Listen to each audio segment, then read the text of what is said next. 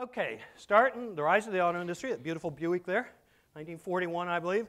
Start out, what are the origins of the automobile? Well, as I think most of you know, it was invented by Fred Flintstone with a little help from his wife, Wilma. Thanks. I had that in my head, man, getting old.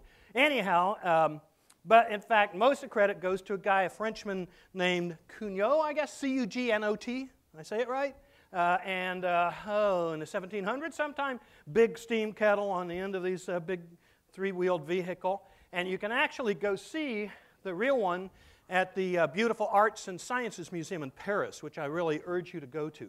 It's just a wonderful museum. It's like an old convent or something. It's just phenomenal, and there's a lot more than just the first automobile, which is a French word. And one thing that is interesting is I looked through, I've done movies, airlines, automobiles, and retailing. The French played a key role in the innovation in all these categories, and in fact the word automobile came from the French, the word entrepreneur comes from the French. So, and yet they seem to have really lost their entrepreneurial spark over the course of the 20th century. They had it early in the century, and I really want to find out whether it was like, you know, having those two little fist fights with Germany, or, you know, socialist tendencies, or what might be there. I don't know, but something, because, man, they were great inventors. The guy who gets credit for the first gasoline-powered automobile was Mr. Benz, 1880s in Germany. In the United States, the Duryea brothers in Massachusetts were out there by the 1890s with their self-propelled gasoline-powered car. That's their factory, 1896, Duryea Motor Wagon Company. There's a lot of competition for what was the first American car. Another one was Elwood Haynes from Kokomo, Indiana. That's on Pumpkinville Pike, is where he drove it, near where I grew up. And actually, I was just doing more research. There was a man named Lambert in my hometown of Anderson, Indiana, who many authorities now think may have been even ahead of those two. So there's at least 3 contenders for the first U.S. car. People tried all different types of motive power. Steam engine, the Stanley Steamer. Isn't there a carpet cleaning company named after them or something? And that was a big seller early on. Electric car. Biggest maker of bicycles in America was a Columbia Bicycle Company in Boston, and also operations in Hartford. It was owned by Colonel Pope, Pope Manufacturing Company, and he got into the business with his electric car. They operated under the name Columbia, like the bicycles, and also Pope. And in fact, they attracted, like most of venture capital, the rich New East Coast crowd went with them, and because electrics couldn't go as far, and battery issues and all that, they failed and lost all their money. So in that case, the venture capitalists weren't right. And actually, I'm pretty sure Colonel Pope lost his bicycle empire. We look at 1899. I think it's always, if you're studying something like business, always look at what are the numbers and who's on top. You can tell there were very few cars sold in America. These are the top 4 makers. There were a lot of little shops, maybe doing 1 or 2 cars or something. But you can tell the total can't be over, you know, a couple thousand for the whole U.S. Columbia from Colonel Pope was number 1. Locomobile was a high-end brand. Winton, and there's the Stanley Steamer. The first successful gasoline automobile was the Oldsmobile, called the Curved Dash Olds, created by a man named Ransom E. Olds. And he had a fire in his workshop where he had a bunch of different cars he was working on, and the only one he was able to rush in and get out of there before they all burned up was the Curved Dash Olds. So that's the one he went ahead and made. And you can see here, 5 years later, 1904, he was outselling his nearest competitor 2-1. The Oldsmobile 5500, and there's some other names there that we'll come to in a minute. I try to see if could I do this whole thing chronological, and it doesn't really work. I think it's easier to get your head around the rise of this industry by looking at the 3 giant companies, the big 3, and some of their competitors. First one, Henry Ford. A really amazing man. As I was rereading all the material, I can't help but be in awe of what he accomplished. A most unusual man in a lot of ways. Okay, he was born in 1863 on a farm. He hated farm work, thought it was drudgery. His father, in fact, later gave him a bunch of land, and he was really upset with Henry because Henry wouldn't farm it. Henry sold all the trees off it and went back to the garage to tinker some more. He was inspired to look at machines. His mother said, do it, you know, you're enjoying it, go for it. She died at the age of 13, which was a huge thing in his life, as you would expect. He was repairing watches and clocks. Any machine he saw moving, he would go explore how it worked. At the age of 28, he joined the Detroit Edison Power Company as an engineer. And in here, too, he married Clara and had a son named Edsel. Didn't put every aspect of his life. So he was 33 years old. He wasn't really a kid. You know, a lot of people started companies really young back in that era. And so he was 33 years old before he created his first car, the quadricycle. He called it that because it was really two bicycles combined. Most cars, they had come from the wagon and the carriage trade, and he really made it like a bicycle. Looked like a bicycle, worked like a bicycle. And so he's out there, and you know, investors see what he's doing. They think it's pretty cool. That same year he created it, he met Thomas Edison. There was a conference of all the Edison electric companies, I think in New York. And he was able to get over and meet Edison. Edison asked him a bunch of questions about his machine. And Edison like bangs his fist on the table and says, "My gosh, young man, you have it. That's it. Go with gasoline power. Forget all this electric nonsense." Even though Edison obviously was a man all about electricity, but he understood that being able to carry the fuel with you, and there are a lot of advantages to the gasoline engine. And that, Henry Ford in his later life says that was really a key turning point. When Thomas Edison said, "You're onto something," that really got him excited. Still took him another 3 years to form his first company. He was not an easy man to work with. He wanted to do things his own way. He was a perfectionist. And when he'd make something, they'd say, "Well, let's sell some. Let's ship it." No, I can make it better. I can make it better. That was true through his whole life, having trouble with the business people who wanted to move faster, and he wanted perfection. But in any case, company number one within 2 years fails and is dissolved. He starts getting into racing, actually designing race cars and actually driving them in races. And he wins a famous 10-mile race in Detroit, beat the guy Alexander Winton from Cleveland, who showed up the Winton automobile earlier. And so that's like getting some press and everything. And so he forms his second company. So second company in 2 years, right? 1899, second one's in 1901. He's now 38 years old, gets some investors together. Here he is racing away. Now, they formed the second company. The investor said, no, we don't want you racing. We want you to make cars and sell them because people want these things. You make good cars. And old Henry said, "Oh, yeah, but I can get publicity if I race them." But he didn't tell the investors that.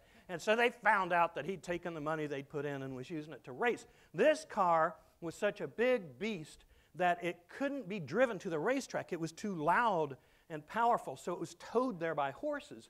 And then this one, even Henry and his partners were afraid to drive, so they got a famous racer, a bicycle racer named Barney Oldfield, to drive it.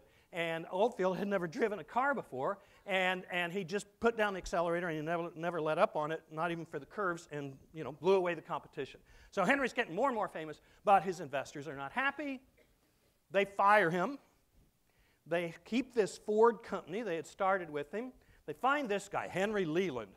He was called the master of precision, one of the greatest engineers in the whole auto industry. And he had a machine shop. He sold parts to the car companies. And the Ford Motor Company people went to Leland and said, "Why don't you run it?" And we fired Henry Ford. He's out of here. And Henry Leland, who actually was also a perfectionist, he brought out this car, which he named the Cadillac, after the French explorer. And the old Ford Motor Company became the Cadillac Company. And later, Henry Leland sold that out to General Motors. A lot of stories about him and Cadillac and all the wonderful things that he did while he ran Cadillac and then at General Motors. So Henry Ford, we're down here. By the age of 39, he's fired again by investors, and that company becomes Cadillac. He goes out and he wins another race, gets more publicity. So in 1903, at the age of 40, he forms his third company in 4 years. And because, people know that cars are coming along, and clearly this guy has some sort of talent. Obviously here a lesson is don't give up, And he forms it with a few men. They're the logos. And I believe that was Henry Ford's signature, but that's how it evolved, because this is the Ford Motor Company that we know today. Alexander Malcolmson was a coal dealer who had sold, and wealthy man in Detroit. He had sold coal to Edison, to Ford, both down at the Edison plant and also to Ford's home and everything. And he said, "Okay, I'll back you. I'll put money in." Well, Henry used up all the money, and he said, "Oh, I'll get more money." He went to his banker, and the banker says, "Yeah, I'll loan you money. You have this wonderful coal company." Well, then it kind of gets out, well, he's really not using the money for the coal company. He's using it to back Henry Ford in the auto business. The banker isn't very pleased. He says, "Okay, I'll give you some more money, but I want you to focus on the coal company, Malcolmson. I don't want you dabbling around, spending your time on this automobile fad thing. And you can put the money in there, but and Malcolm says, no, I don't have to worry about the coal business. I have an assistant named Cousins." This is 3 of these guys in the office. I have this assistant named James Couzens, Couzens, and he can run the coal business, so I can focus on the Ford Motor deal.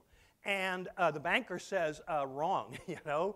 You do, if he's that good that he could run the coal business, let him work with Henry Ford, and you focus on the coal business. So sooner or later, Henry drove off most everybody he ever dealt with. He drives off Malcolmson. It sells out for like $180,000. Cousins is the business brains behind the early Ford Motor Company, and he stays with Henry longer until I think 1915. They split over pacifism. Henry Ford was an extreme pacifist, and that was actually a major factor of people leaving him because they wanted to support the Europeans in the war effort, and Henry wouldn't hear of it. And Cousins left, but by then, Cousins owned a chunk of Ford stock, had gotten paid handsomely, and was one of the wealthiest men in Detroit. So he came out much better than Malcolmson, his old boss, who'd introduced him to the deal. And Cousins went on to become mayor of Detroit and a senator from Michigan, and has a whole interesting story and all the things he did, and some pretty interesting. He was kind of a moderate left Republican. Anyway, all these stories are so interesting if you want to study them and go further down. Okay, so now we update down here in bold. 1904, at the age of 41, Henry himself sets a world speed record. He maintains 91.3 miles an hour for 4 straight miles. So, you know, this guy is not without guts. He then, finally, 1904, at the age of 41, so 5 years after he started his first company, he has his first successful car that really takes off. It was called the Model N. So he's finally hit it, builds up his confidence. 2 years later, 1906, he obtains majority control of Ford. He buys out because he's always fighting with his partners over lots of things, like not paying him enough dividends, later on lowering the prices of his cars. Most people thought cars should be were just for rich people. Poor people would never be able to afford them anyway. Henry was hell-bent on making them available to everybody, like poor farmers like he grew up. Then, next step, October 1st, 1908, he introduces the Model T. That changed everything.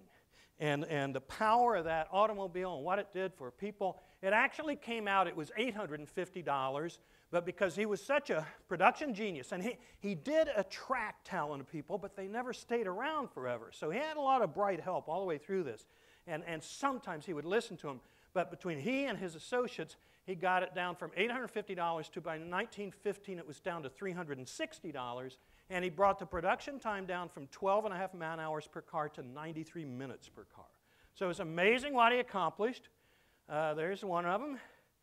Okay, so what happened? 1909, the car came out in October of 08, 17,000 cars, so big numbers compared to previously. You can see the other guys, Buick's on his tail. By this point, Buick was already part of General Motors. We'll come back to them in a minute. 1915, 500,000, outselling 5-1, his next closest competitor, the Willys Company. 1921, 900,000, outselling a competitor 10-1. 1923, 1,800,000 cars, 4 times as big as the next biggest competitor. And so Henry, as he went through this, you know, he was so complex. He owned the whole company eventually. He and his wife and son, they bought out all their partners. He borrowed $60 million to do it. And so he had total control. In their peak year, they made something like a profit of $80 million. And of course, this is when income taxes were low or non-existent. So you can understand why he quickly caught Rockefeller and Carnegie and the great, you know, robber barons of the era, why he quickly became, but also because of his humanistic tendencies, some of his things. He was a cult hero, a hero of the people. You'll hear the Model T only came in black. Well, that's because black paint dried faster. They didn't have colored paints that dried fast enough, and that slowed down the process. Later, when color came along, he offered the Model T in color. And then later, when the competition caught him, we'll come into that in a minute. In 1927, he actually closed his plant down for a while to put his act back together, and he had to give up on the Model T, came out with a Model A, which then was their lead car. Now, one of the things, because he had automated the whole thing and made it, he got the idea of the assembly line from Chicago meat packers. The Chicago companies, you go to see Swift, the great meat packer, Armour was the number 2 guy, and they took a carcass and they de-assembled it, right? It was moving on hooks and moved. And he saw that, and he said, well, why can't we do that in the forward way and assemble a car and have every worker stand at the same position, do the same thing over and over again? Nobody ever moves. Nobody ever picks up anything, and nobody ever carries anything. Radical idea. Cousins, a business manager, fought him at first, and then Henry convinced him, no, we'll make more money. Well, the thing is, jobs bored everybody to death. They were paying $2.34 a day, competitive wages. Henry had huge turnover, and so he had to retrain people all the time. It was driving him nuts. So he, and it's not clear whether it was his idea or cousins, but he doubled pay to $5 a day. And he cut it from a 9-hour day to an 8-hour day, and I think at some point may have been involved in going from a 6-day week to a 5-day. In any case, he was a national hero. It was a huge deal. And I've heard stories of people who are descended from competitors of his that day they were sitting in the Detroit country club or whatever, and their jaws just dropped because lots of his competitors went out of business right then. Because they weren't selling 1.8 million cars. They weren't making much money at $2.34 a day. He doubles the wages on them, and they couldn't survive.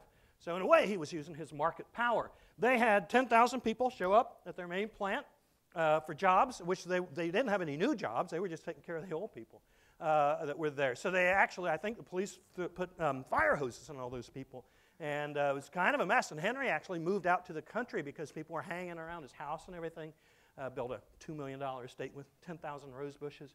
Brought in 500 songbirds from around the world because he was a bird lover, bird watcher. He did a lot of interesting things in his life. So you hear about how Henry was anti-Semitic, didn't like Jewish people, and there's certainly a lot of truth in that if you read all the things that he wrote or were published in his magazines that he published. But at the same time, his architect was a great, really the greatest factory architect ever, Albert Kahn, a Jewish man in Detroit. And he later built some phenomenal buildings. If you study modern architecture, these buildings will show up over and over. But what he built for Henry, the first one was the Highland Park Ford plant. And that's where they really cranked out the Model Ts. And this was the biggest automobile factory on earth. And it's a huge facility. You can see it from the air. Amazing place. Cranking out those Model Ts. There's the crowd again. I don't know if it's the same crowd or not, but a lot of workers in there. The Dodge brothers, Horace and John, were the older brother was a businessman, John, right? And Horace, the younger brother, was a mechanical genius, and they ran a machine shop. And they sold Henry Ford like his engines and his axles and all these parts. And they got rich. And at one point they said, oh, you don't have to pay us cash, pay us in stock. So they owned a piece of the Ford Motor Company. Well, they got to the point where they said, hey, they were really rich, millions and millions of dollars, and they said, let's go off on our own, make our own cars. And under the deal, they had to give Henry Ford a year's notice that they weren't going to make parts for him anymore and that they were going to start making their own car. And they did and went on their own. And that was part of when he borrowed the $60 million to buy out all the partners. They got part of that money. And it was everything Henry Ford ever did was involved in a lawsuit. It was always in court. He was a real fighter. I could tell. We could go all night and just talk about old Henry. The Dodge brothers, their logo, now it's interesting. I'm looking and where'd they get that logo? They weren't Jewish. And all the evidence I can find is they may well not have known that that symbol was related to Judaism. And what's interesting to me is I found this several times you study this whole history that things that we think, oh, that's been around forever or whatever, well, I mean, the symbol may have been around, but maybe it was not commonly known among non-Jewish people in the United States what the Star of David meant, They liked it and relates to machines and all this. May have had a tinge of Masonic going on there. Nobody knows for sure, but they had this six-pointed star. Built a huge plant in Hamtramck. I don't know if I'm saying it right. Am I close enough for Detroit? Hamtramck, in the heart of Detroit. The Dodge Main, they call it, the made plant of Dodge. Again, another huge industrial facility. Because the key thing throughout all this is when these industries, this is the first big manufacturing industry. Well, steel was big, but this took it to a whole other level. They created all these giant facilities, and it created hundreds of thousands of jobs with real impact on people's lives. And here shows a little Dodge evolution from 1914 when they started making their car. This is an ad that they ran many years later. Henry wanted to get a tractor out there because he felt sorry for the farmers, thought the work was awful. There's Henry, and this is the Fordson tractor. By 1920, he was the biggest tractor manufacturer in America. He also dabbled in airplanes, the Ford Trimotor. He had a lot of friends in high places. That's Henry Ford, Thomas Edison, Warren Harding, and Harvey Firestone, the tire man. And they would go on camping trips in the 1920s, and the press would go with them, and it was a huge deal. And anytime you go looking up, you'll see lots of different pictures of them eating, raw moose or whatever, the Sarah Palin diet or something. Anyhow, Firestone and Edison and they really had a close relationship. You go down to Fort Myers, Florida, and tour the Edison estate. The Ford estate is next door because they're all working on synthetic rubber. Danish guy, 20 years old, 20 or 21, comes over from Denmark, takes a job working in a shipyard in New York City, and then he repairs locomotive boilers for the Erie Railroad in Salamanca, New York. William Knudsen.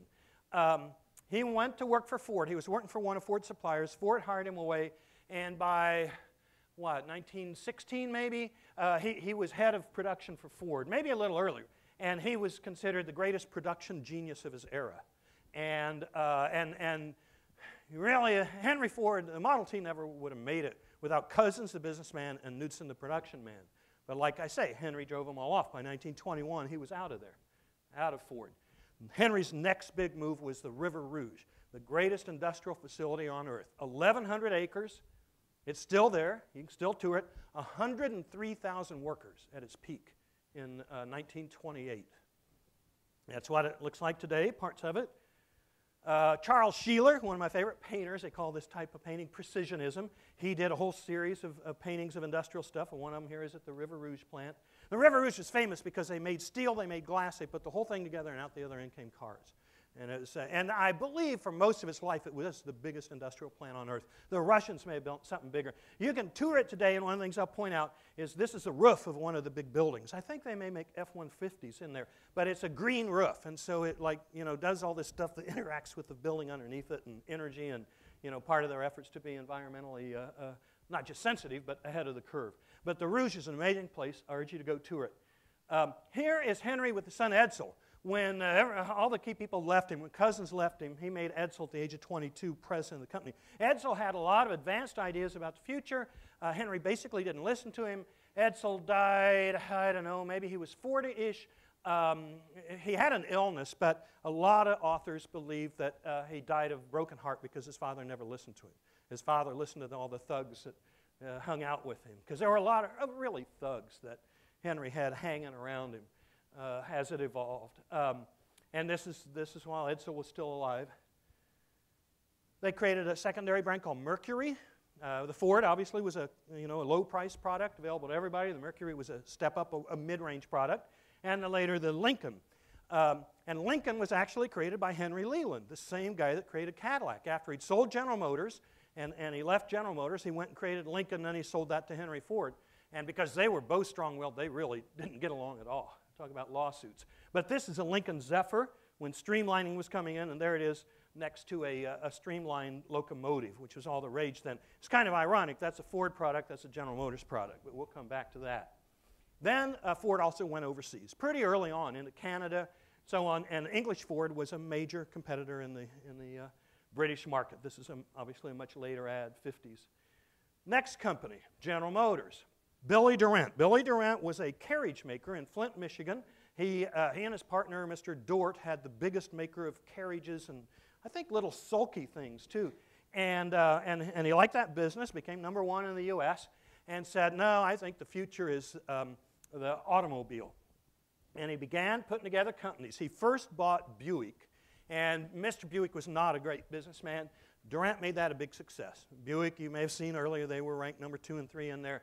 And this was later became Buick City, huge plant in Flint, Michigan.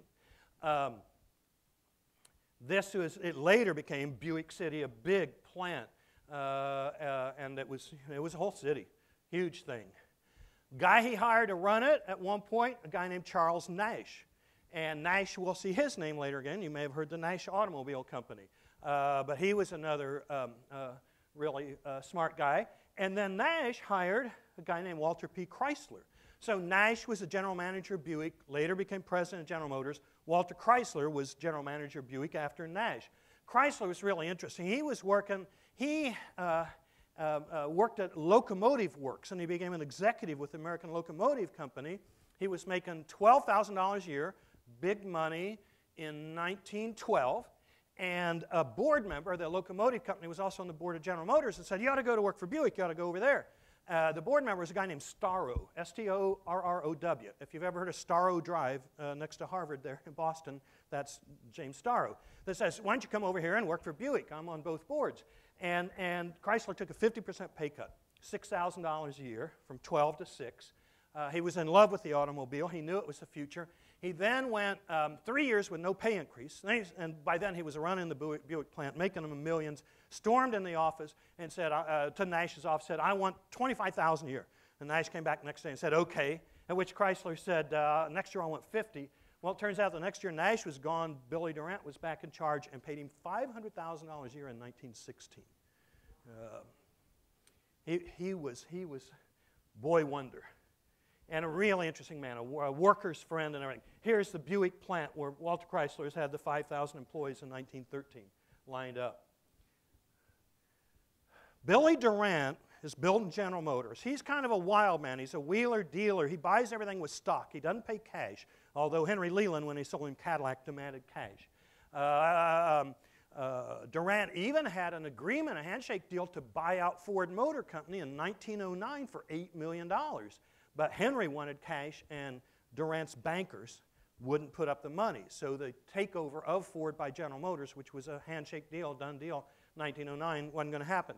Durant's wheeler dealer, the company has a downswing, and the bankers kick him out. You know, he still owns a bunch of the company, but he can't run it, and he's got to stay home, whatever. So he's off on his own. He meets this race driver, Louis Chevrolet, crazy Frenchman. In fact, Durant had a problem with him because he didn't like the fact he smoked cigarettes, because any self-respecting man smokes cigars.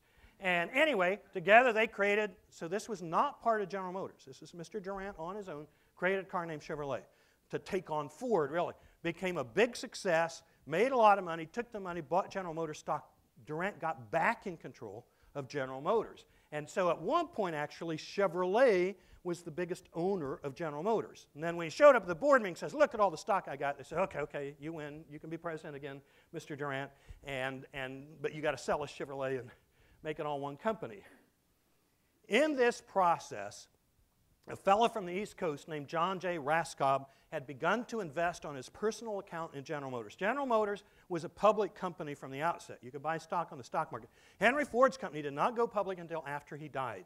He died in 47 and went public in the early 50s. General Motors and Chrysler as well were companies you could buy stock in. Raskob started buying stock and said, oh, this is cool. And, you know, this is all going down 1916, 17, 18, and really early in the industry's rise.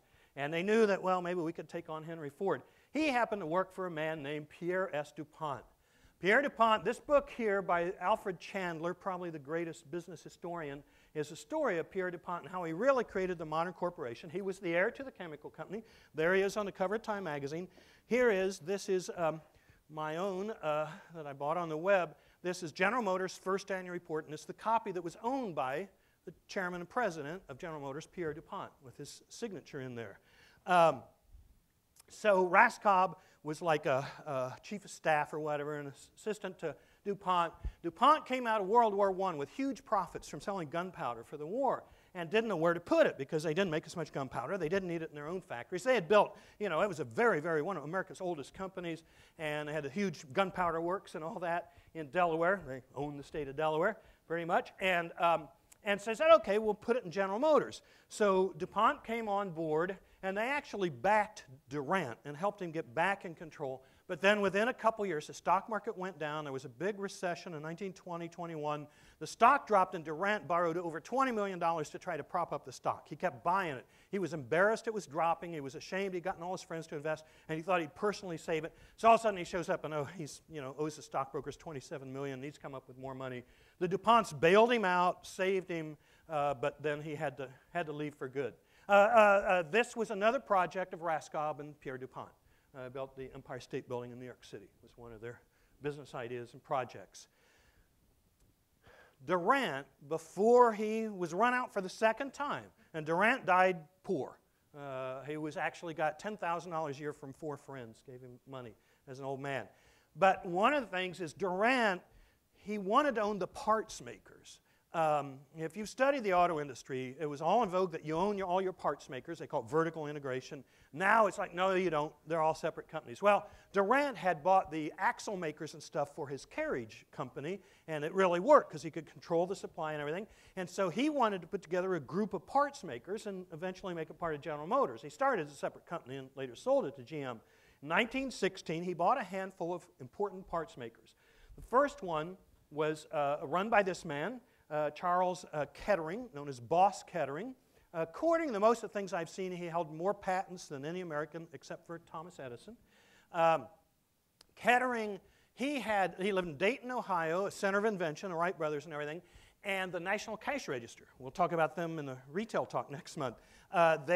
People were getting tired of cranking cash registers to make sales, and the people that ran, Mr. Patterson, who later, in a way, gave birth to IBM, Mr. Patterson that ran National Cash Register went to Kettering, the inventor, and said, make me a little motor, the electric motor, so that people don't have to crank the cash register. He did. Little tiny electric motor, powerful one. Kettering, the engineer, tinker, whatever.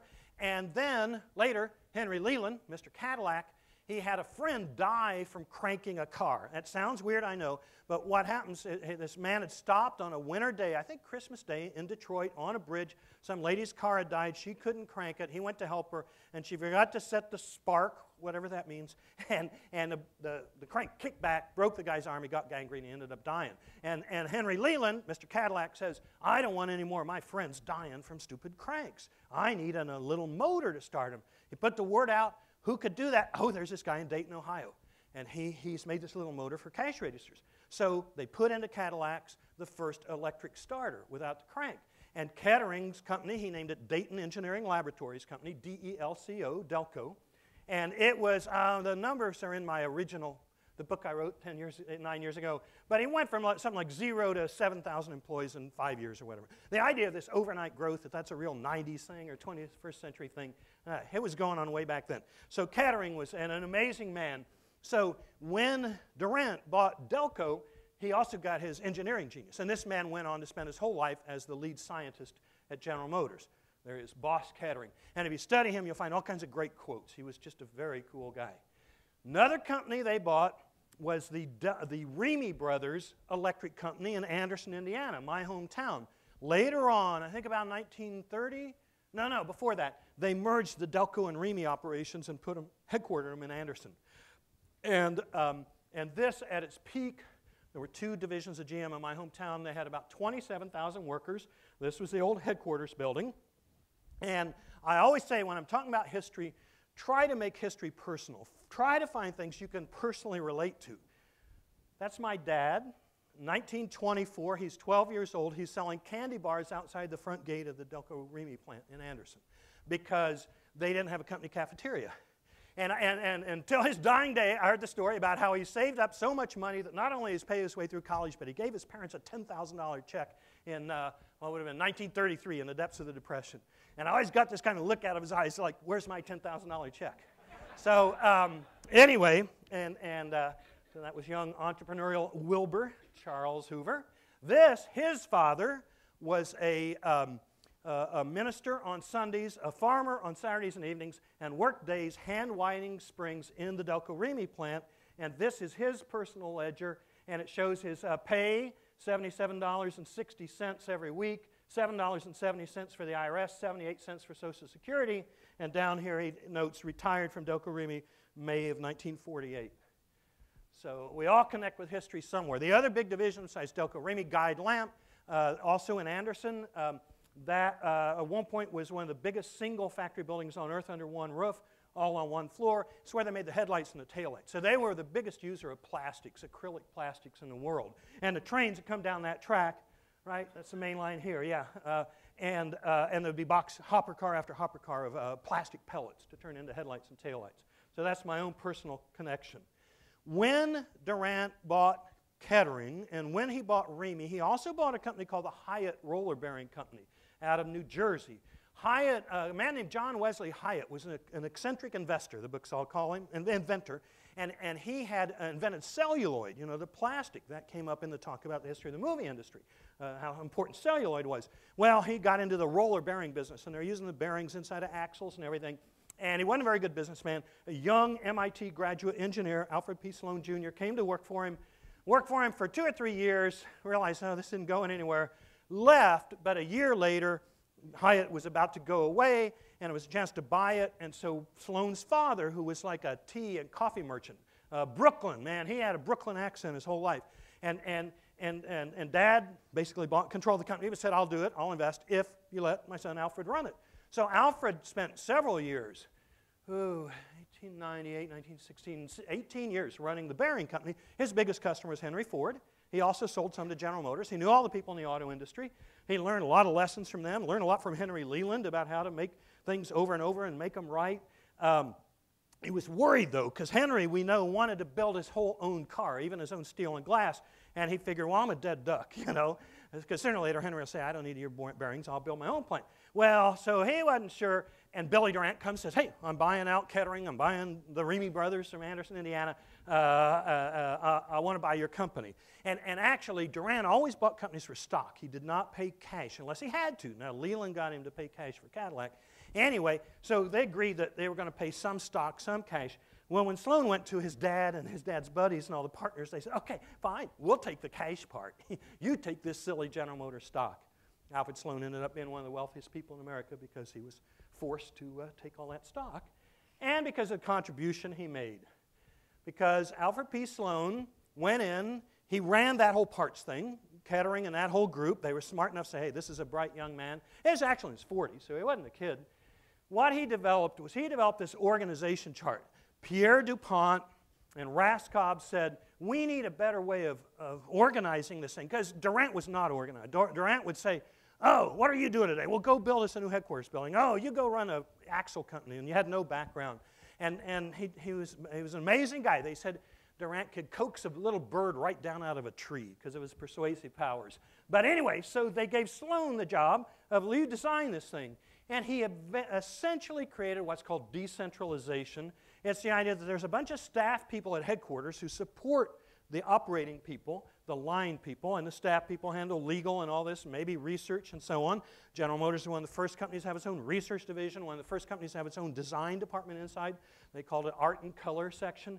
But then the operating, Chevrolet, Olds, Buick, Oakland, which became Pontiac, Cadillac's got to be in here somewhere, and the parts, the accessory division, Remy Electric, Hyatt Bearing, he gave them autonomy.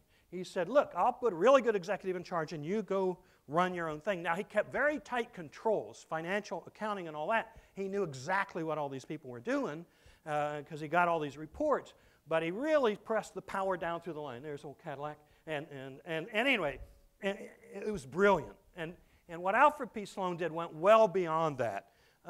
We think about car financing. Well, all the cars Henry Ford had sold were first cars. There was no such thing as a used car, right? There were no such things as gas stations and highways, you know. The whole industry really had to start up. But Henry Ford with the Model T broke through. They started building gas stations and highways. But Alfred Sloan, he invented General Motors Acceptance, the financing arm. Total focus on marketing and how you sell the things. I'll pass around and let this run around. This is a buyer's guide from 1934 they would send out to customers. And I need to make sure and get all those things back that I'm sending around. Anyway, he wrote, it came out when I was 12. I read it as soon as it came out. He wrote a book, My Years with General Motors. And here it says on the cover, quote from Bill Gates, I think Alfred Sloan's My Years with General Motors is probably the best book to read if you want to read only one book about business. And it'd be real hard to argue with the statement he was the greatest manager who we have yet seen, who has ever lived. And in every aspect of that enterprise. So one of the things, a product for every purpose and every purse. Low-end, Chevrolet. High-end, Cadillac. There's the evolution of their logo. Cadillac made a V12 back then. What a car, huh? Then, though, he put in 3 layers of cars in between. They were all companies that Durant had assembled, so you still have to give Durant a huge amount of credit. Pontiac was the one above Chevrolet, Oldsmobile in the middle, Buick underneath Cadillac.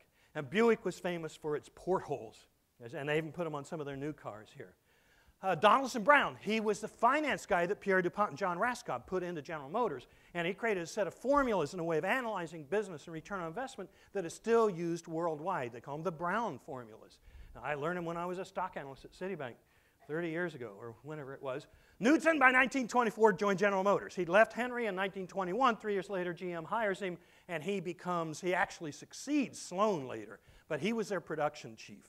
And he spoke with a Danish accent his entire life, and his famous statement is, I want to be one for one, V-U-N for V-U-N, one for one. I want to match Ford. I want to catch Ford.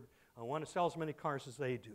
And the more I read about him, the more amazing it was. So here's the way we left the game off. Last score, Ford, $1.8 million, Chevrolet, less than a fourth as big, Buick, So General Motors was selling a fair number of cars, but way behind. 1923. Pop ahead to 1927, after some work by Knudsen and Sloan and the boys, Chevrolet $1.7 million. Now the Ford number's depressed because 27 was the year he stopped making Model Ts. And said, oh, I've lost the race. I got to come up with a new product. And he closed the plant down for like 6 months. So that was unusually depressed. And actually in 1928, when he came out with a Model T, he again beat Chevrolet, but that was the last year. But basically for the next 60 years, Chevrolet clobbered Ford. Couple of exceptions when there was like a strike at GM or something, but basically it was Chevrolet's game. And as you'll see in a minute, all those supporting brands, Olds, Cadillac, Buick. And you can see here, Buick and Pontiac were in the game too. But that's where we're. General Motors, car companies bought the bodies, the part you see, the part up above the chassis, from different suppliers. And gradually the car makers bought the body companies. General Motors bought out the Fisher brothers, 5 brothers. But they were smart enough, they didn't really want to sell. They knew they had a good thing going, making all the bodies for the biggest car company on earth. And so they only sold 60% of their company. And they hung out for several more years and then sold the other 40 at a much higher price and played key roles. Ran Cadillac, ran parts of General Motors. So the whole Fisher family. One of the things they did is they were out looking for how to make cooler bodies. And they heard about this guy named Harley Earl who lived in Los Angeles. And he was a coach maker, which meant you made an automobile body, but they were custom orders, mainly for wealthy people and movie stars. So you want a Cadillac, you don't want it looking like everybody else's Cadillac. You go to Harley Earl to his shop, and he'll build you a body. And he was one of the greats. He learned it from his father. And I think it was Lawrence Fisher, said, oh, hey, make us a car. I'm going to let you have a shot at it. And Harley Earl created the 1927 LaSalle, which was actually kind of a side brand for Cadillac at that point. But in any case, may not look like it now, but this shook up the whole industry.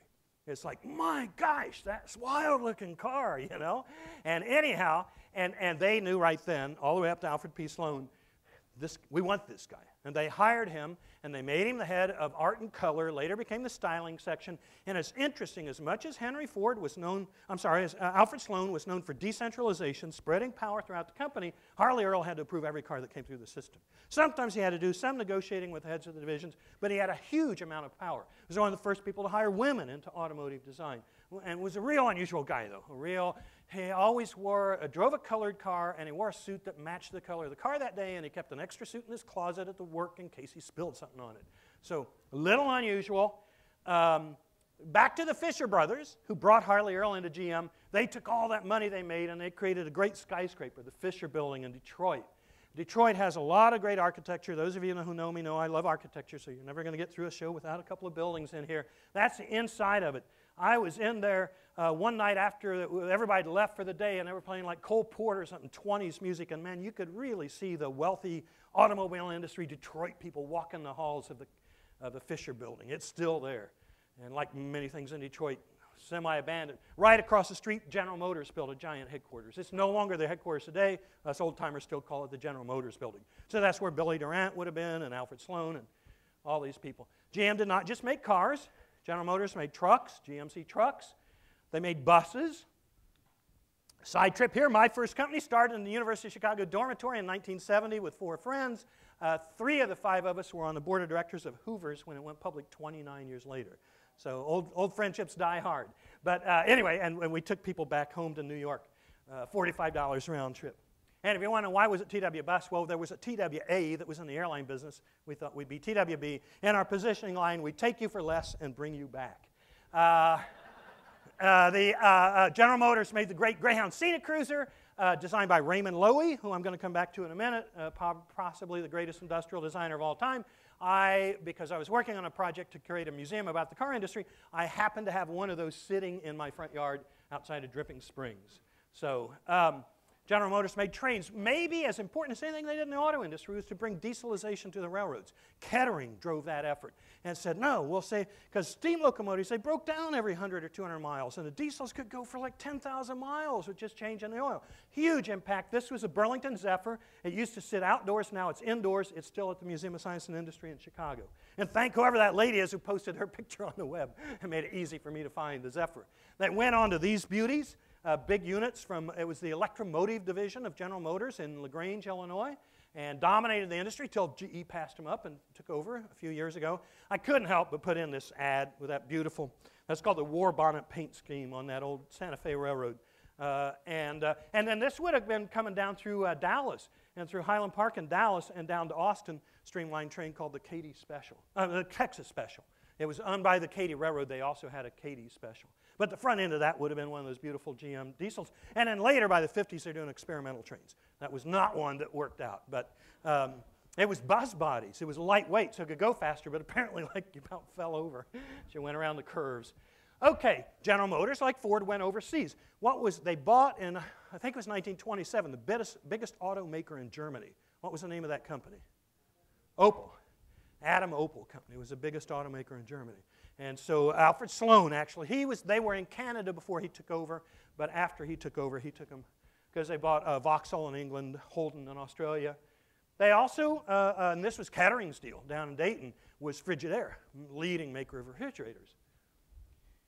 One of their big things was that they went into World's Fairs, and Futurama designed, okay, so that's the GM exhibit at the New York World's Fair in 1939-40, and I'll pass around a brochure from that. And designed by Norman Belgettis, 1930s Art Deco designer. His daughter, Barbara Belgettis, was on television and stuff, right? Movie actress, whatever. Anyway, so you lined up, and this is the real crowd, lining up, going everything. And then when you're in there, like the Disney things, you sat, although on Disney people don't wear funny old black shoes like that, but, and you sat and went around and looked into a city of the future with General Motors buses, General Motors locomotives, General Motors auditorium, everything General Motors. But it was all the wow. And in fact, General Motors continued to play a big role in World's Fairs. You get to the New York 164-65, they did a thing called Futurama. Well, they were both Futuramas, I'm sorry, so they did an updated one. This is just a cool picture because it's much later. That's Billy Durant as an old man with no money. Alfred Sloan, one of the richest people in the world. And Sloan was one of the guys that helped send him the $10,000 check. And at some General Motors anniversary, Sloan invited him back to be there, giving him a little respect. Third player, Walter Chrysler. Okay, what'd I say? 1916, he's getting paid $500,000 a year to run Buick. He doesn't get along with Billy Durant. He leaves. These guys, a bunch of Wall Street investors have bought Maxwell. It was an old name, wasn't doing well. Paid him $1 million a year. Okay, so now we're around 1920. And actually, he tried to save another company called Willys. But Maxwell, he converted it to the Chrysler Company, and he brought out a new car called the Chrysler. And by 1925, he'd renamed the company Chrysler. One of the cool things about old Walter was that he'd been a locomotive repair guy, so he made his own steel tools. That's how you learn to work in a metal shop. He made all his calipers and all that, and they were in this wooden chest. And if you go to the Chrysler Museum in Auburn Hills, Michigan, they still have the chest with all his tools because he kept them his entire life. He was really an amazing man. And he then, in 1928, added a low-price line to compete with Chevy and Ford called the Plymouth. Same year, he added a medium line to compete called the DeSoto. And the Dodge brothers, remember them? So they're out there, they're making their own car, incredibly successful, considered one of the sturdiest, best-built cars. They were preferred by, what did it say, traveling salesmen and doctors because they were so reliable. Well, if you remember, there were influenza epidemics that swept across America. 1920, these two brothers who'd been these guys were hard-drinking, gun-toting guys. They would get drunk and shoot up bars in Detroit, much to the embarrassment of their wealthy wives. They were wealthy, but their wives had big mansions. These guys were out in the bars with the workers, and then they'd sober up the next morning and go and offer to pay for the bar. They were characters, but they went to the New York Auto Show in 1920, biggest auto show in the world, to show off their new Dodges. They both caught the flu, and they both died. They died like 11 months apart, because the second one really died of heartbreak from the first one in part. But, and okay, so the wives don't want the company, and the kids aren't interested in it. They're wealthy. And so Dillon Reed, a New York investment banking house, buys it. According to what I've read, and not a lot of depth, is that the prices went up, and the quality went down, and it began to sink, but not a lot. It was still very good company. 1928, the same year that Walter Chrysler created the DeSoto and the Plymouth, he bought Dodge from the Wall Street guys. And that was a bigger company. Dodge alone was bigger than he was with Chrysler, DeSoto, and Plymouth. And that's what propelled Chrysler into being one of the big three. If he hadn't been able to buy Dodge, it would have never been a big three. So that was a key thing. Here is Chrysler. He came out with the airflow, streamlined that. Did not work. People were not ready for the airflow. And there it is next to a streamlined locomotive. I guess that was all the rage to show it next to locomotives. They, like Ford and Chrysler, went overseas. This is a Canadian office, but it's a British company, roots. They had brands called Hillman, Sunbeam, and Humber. You may remember Sunbeam sports cars. I had to include one of the great Humbers in England, the new Humber Super Snipe. And you won't be surprised to know that this was a huge advancement over the old Humber Snipe. And then they brought out the Super Snipe. Only the British could. And Walter Chrysler had nothing to do at all with the Chrysler Motor Company. As a retirement hobby, a thing for his kids to run, he built one of the world's great buildings, the Chrysler Building, which uses an automotive radiator, cap for gargoyles. Amazing building. So, and the insides of all these buildings are just so cool. And he always kept that toolkit up there in his office in the top of that building. Oh, this is just one of the great architecture pictures. In New York, the Beaux-Arts, they have an annual ball of architects. And this one year, the architects had to come dressed as the buildings they'd built. And that's William Van Alen that had built designed the architect of the Chrysler Building. And it's just one of the all-time great architecture pictures. Yeah, a lot more. I don't need to say anymore. There were other companies. John North Willys, kind of a wheeler dealer. He was like number 2, 3, or 4 automaker for many, many years in the first 20 years of the industry. Built a big company, Willys Overland. Had a car called the Whippet. Sold 100,000 of those, obviously. Later bought Jeep, or he made Jeeps during the war and got control of the whole Jeep brand. And as they see, they didn't market it as Jeep, but that's what it was. And that made Willys, as it kind of went downhill over the years, it still was pretty valuable, and eventually became Jeep Company and was sold to American Motors. Come back, and I love this. It was a tiny space, but I made it. Because, compared to other cars, that big old Jeep was a small car, easy to park. Distant relatives of mine, I think, the Studebaker family, South Bend, Indiana, good Pennsylvania Dutch stock. Peter, Jacob, Clem, Henry, and J.M. They were the biggest carriage maker. They were the General Motors of wagons. And I guess really wagons, not carriages. So 1877, there's their beautiful wagon. There's their San Francisco outlet, and I guess carriages too, okay? Anyway, built this big, got into the auto industry after the turn of the century, built this big complex in South Bend, Indiana. The cars evolved as they went along. This one, you can't hardly read it. This was a car in the 30s. It's the new 1937 Studebaker Dictator. And, again, I just presumed dictator was like a word with negative connotations like forever. Well, apparently, 73 years ago it wasn't, because here was a pretty big car maker using it as a brand name. I guess maybe Hitler and Mussolini kind of messed it up for everybody. Anyway, then, University of Chicago, a wealthy kid from the western suburbs of Chicago, Paul Hoffman. He went to the University of Chicago for 1 year, enjoyed frat life, didn't do so well in class, and I don't think he got kicked out, but he dropped out. Apparently, the faculty did not try to keep him. Anyway, so he said, I'm going to become a car salesman, that ultimate of prestigious professions. Moved to California, where his dad had moved, and got the rights to sell Studebaker. And by the age of 34, he controlled Studebaker sales in all of Southern California and was a multimillionaire. At that point, Studebaker, kind of struggling along, competing with GM, Ford, and Chrysler, said, come back to South Bend, run it. He says, do I have to? I really want to stay in Southern California. They said, oh, come on back, come on back. He did. He ran Studebaker, did a lot of amazing things, and real interesting for a guy that only went 1 year at college, and leading a great tradition, followed by Bill Gates and Michael Dell and John Mackey of dropping out. He later became a trustee of the University of Chicago.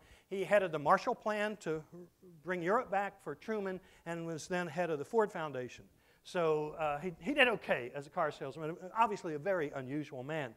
One of the things that he and Studebaker in that era did brought in Raymond Loewy. I showed you that Scenic Cruiser bus, the one in my front yard, designed by him.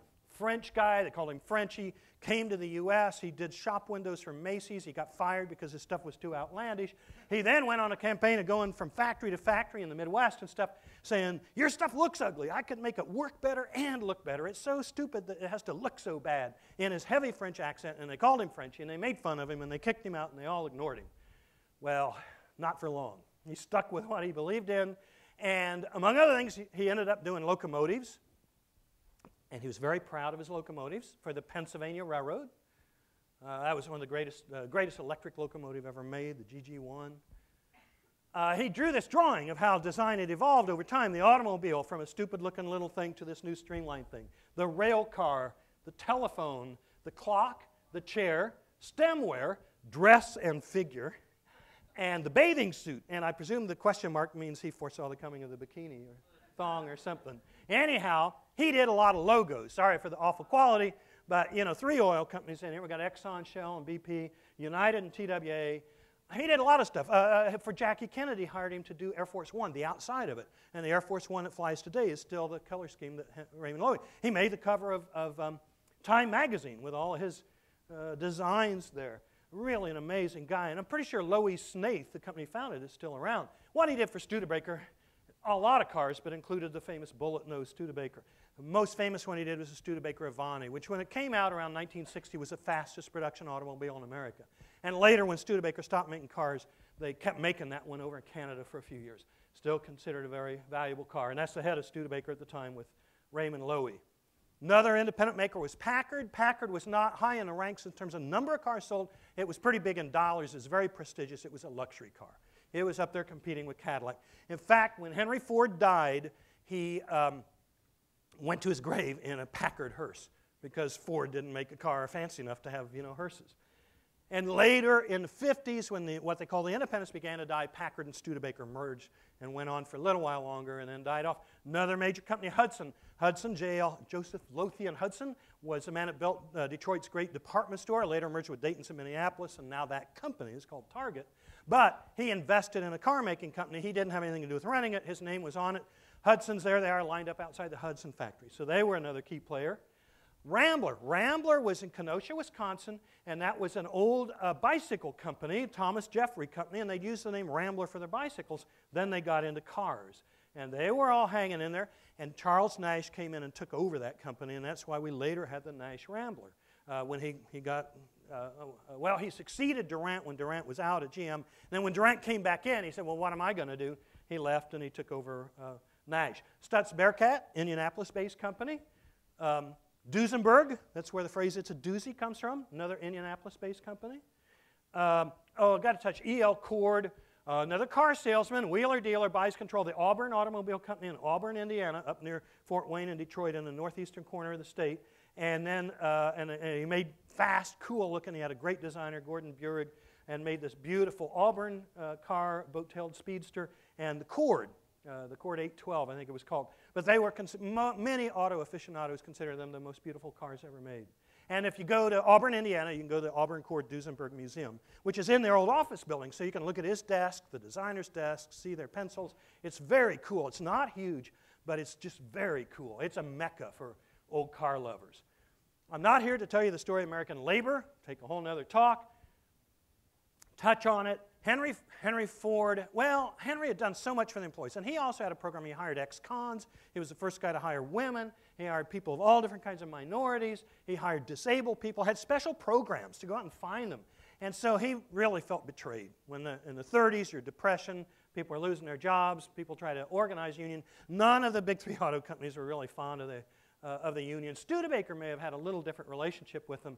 But anyway, so this is out called the Battle of the Overpass. It's an overpass at the River Rouge facility and the Ford Motor.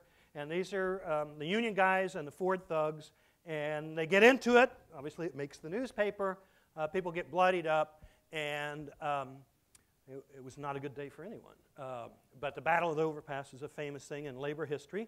General Motors, 1937, they had a sit-down strike, the United Auto Workers under the Reuther brothers, Walter Reuther, Victor Reuther.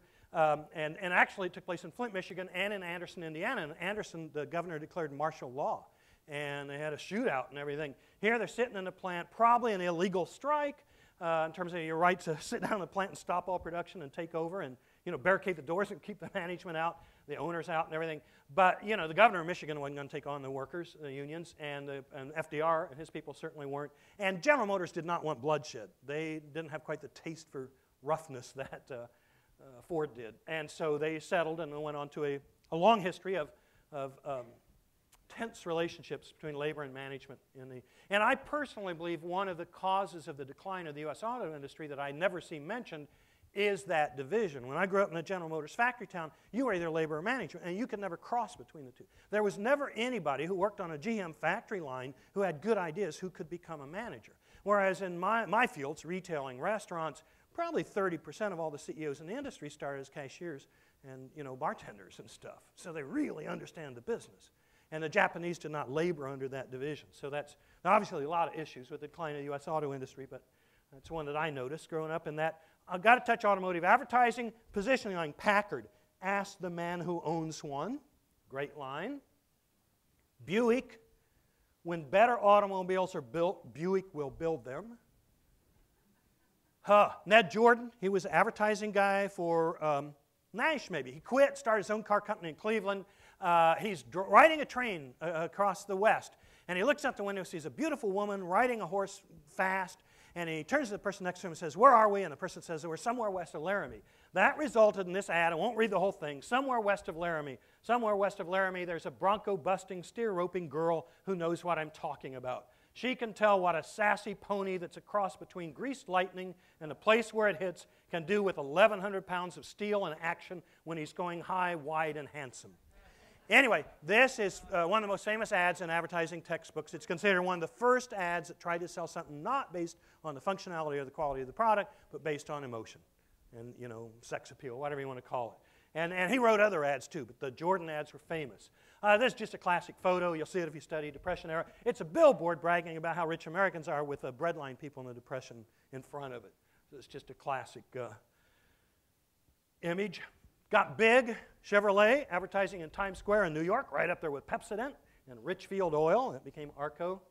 My favorite all-time auto ad, afraid I didn't see it. It was only up for, I think, less than 10 years. But Citroën, the French car company, took over the Eiffel Tower. And that's still my favorite. That guy, he knew how to advertise. Automotive design, because one of the things is all these, when I'm talking about movies and everything, I see it involves our life and design and the way we see things. Back to Harley Earl. He came up with the idea of concept cars to show what the future might be like and to get the customers excited. He really invented that idea. That's a Buick Y job from, I think, 1938. This one is a LeSabre, maybe 1951, with Harley at the wheel. Those all still exist. Those go for a lot of money. There's one collector tries to buy a lot of them up. Ford was not out of the race. Look at that Ford. Now, is that sucker coming or going? The Corvair, not the one we all know later. This was a, concept car.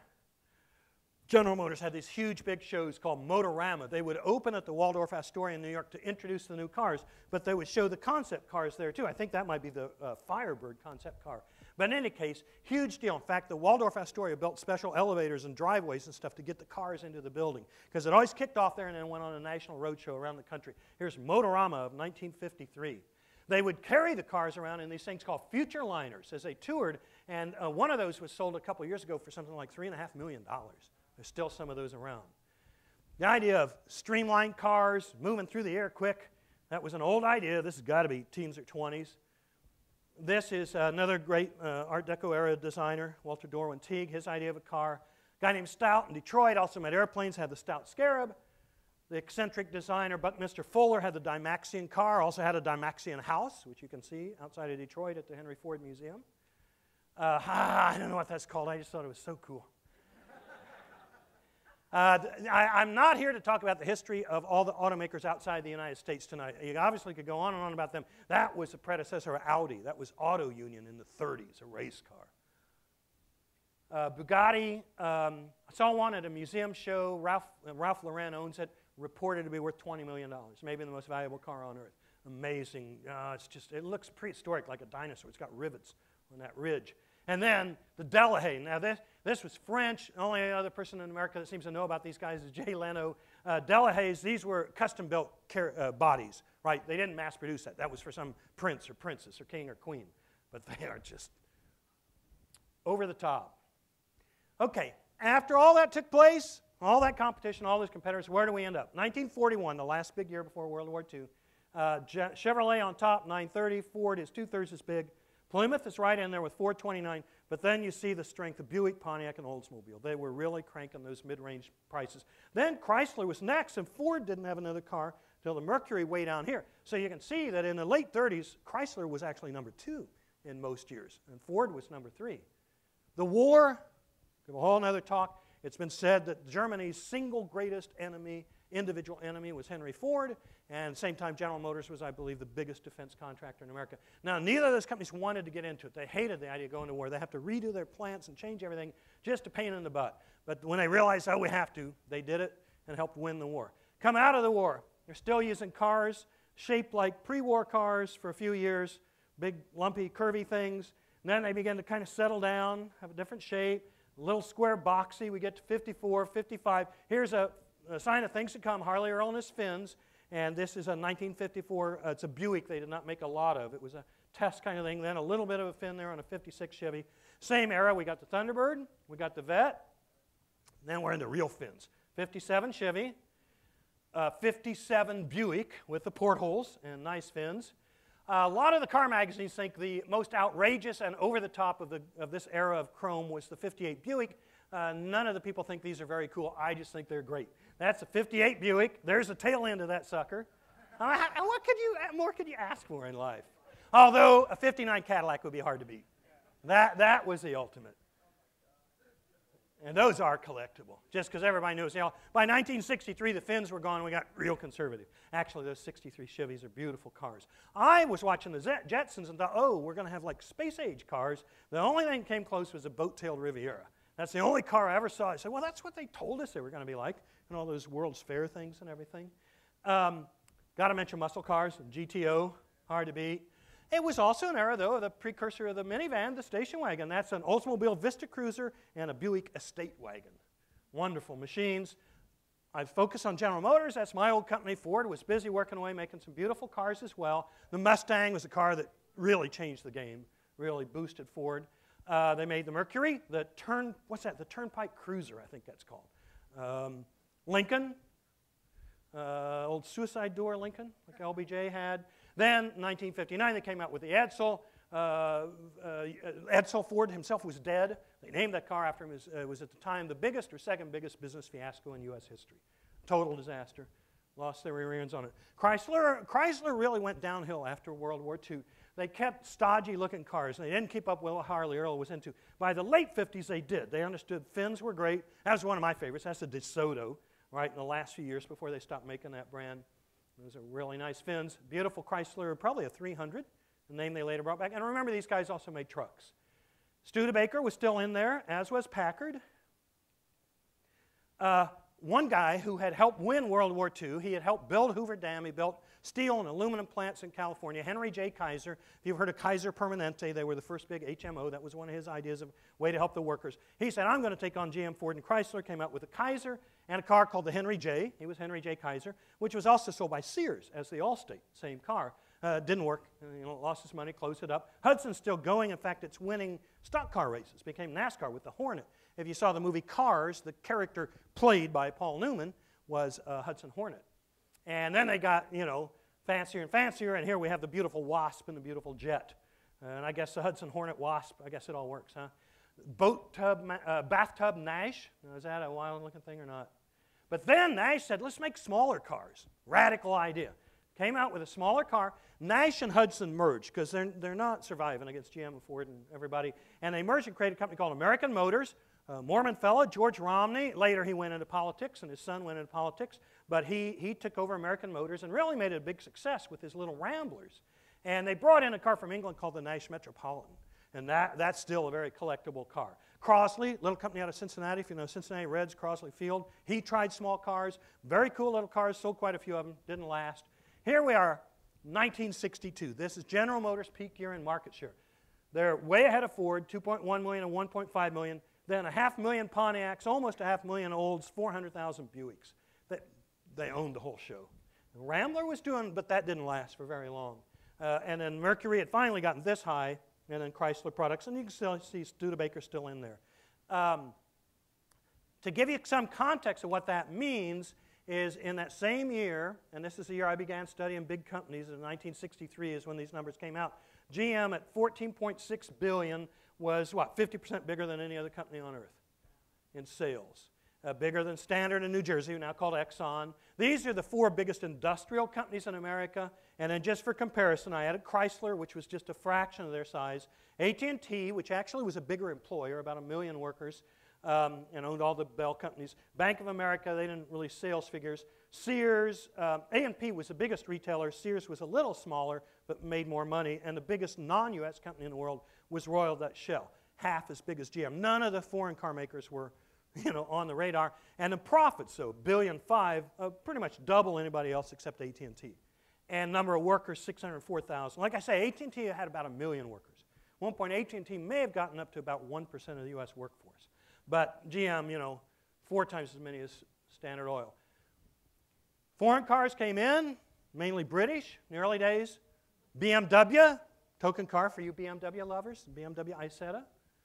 Import share, 1955 to 1959, goes from 0.5% to over 10%. Why was that? What car? You got it. Changed everything. What happens after that? Share comes diving. Drops from 10% back halfway down to 5% in just a few years. Why was that? Nope. America answered with compact cars. Chevy Corvair, Ford Falcon, Plymouth Valiant, Rambler was still hanging in there. What's that? It's a Toyota Toyopet. First came here in 1957. Piece of junk, unreliable. Sales went down the next year and down the next year. And they gave up, came back in. Takes a while to learn how to do these things. There's one of their Japanese brochures. Another little company called Nissan. Here they call their cars Datsuns. And then this funny little motorcycle maker called Honda. Those guys came in that curve. Okay, there was the VW. There was the American response. And there's where it went. And this is just up to 1980. After that, it becomes very, where are cars made in the world? It's global. Sorry for the German chart. It's the best one I could find in a hurry. 12 million cars made in Japan. 11 million in the US, 6 million in Germany. It's almost 9 million in China. It's a global industry. As those foreign companies have built plants in the US, they've gone more south down the I-65 corridor. But these are the top auto-producing states, and they're still in that up and down corridor, most of them. Those are where the parts plants are. Here's where we end up. We end up with an 08 in the US, and you have to add trucks in. You didn't used to have to worry about pickup trucks. Now you do. GM was still way ahead of Toyota. Ford third, still Chrysler fourth, Honda, Nissan. Thing is, see, like Daimler makes Mercedes, they're way down here because they don't sell that many units. They're at high prices. But globally, first half of 2009, Toyota finally passed up GM, and actually Hyundai Kia passed up Ford in that year. Real quickly, just go through a few more thoughts. This industry is a human thing. It affects the lives of a whole lot of people. This is Detroit population density in 1950. The dark areas, here it is in 2000. They all moved out. There's a Detroit population curve. Here's the Detroit population curve graphed against Houston. That was Ford Highland Park plan at its glory days. That's it today.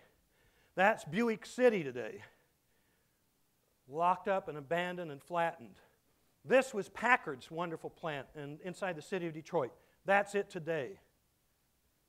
I was a kid, 7th grade. My parents took my best friend and I to Detroit to spend the weekend.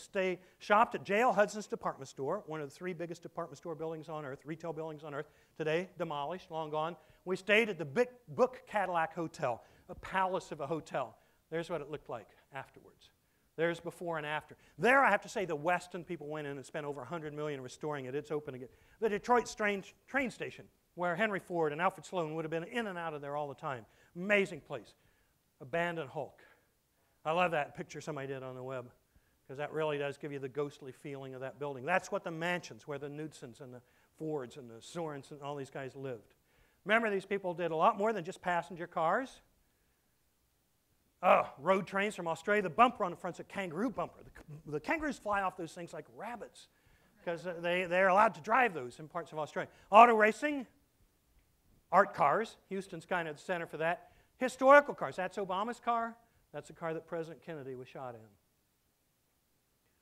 Got to show the Philippines. These amazing jeepneys they run. Fastest land vehicle I've ever ridden in. Japanese bullet train. And the last thing I'd say is, remember, the reason we had cars, and still like cars, some of us, is that they gave us freedom. They gave us the ability to get out and hit the road, to go stop at gas Food. Oh, pig stands, Oak Cliff. It was the first drive-in chain. Even here in Texas, burgers and lodging. Those cool old motels. Ah, it makes you want to get the road, huh? That wonderful place. The biggest of them all, here local, and then big giant operations like south of the border. Drive-in movie theaters. This is one of the greatest photos ever taken. A railroad train, a rocket plane, a car, and somewhere in there there's a bicycle, if you look hard enough. A famous photographer named Link. And the reason, though, we have cars is to see the world. So tribute to Chicago and to the Blue Ridge of... That means I'm done. So that's the story of the American auto industry.